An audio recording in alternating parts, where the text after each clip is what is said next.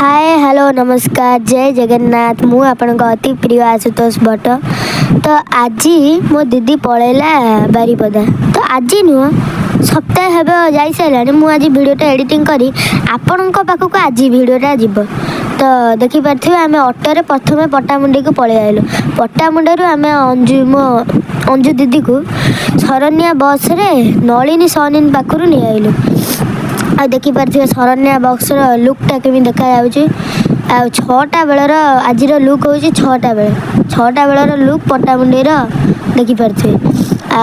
मु अटोरू ओल्हे पड़ी देखे पारे भिडटा पूरा क्लिप नहीं गली पूरा भल मजे देखिपे। मो दीदी भी देखिपे भलसे टाटा करके जाऊँगी। मो दीदी पलैला से जो दुखर फिल्टा केवल मुझे बुझी पाइली। जनक पाखर जनकर भौणी पलैला सेटार दुख केवल मुझे बुझी पाइली। मु नुह सब भाई मैंने भी बुझी पारे। तो आज ये रही नमस्कार जय जगन्नाथ।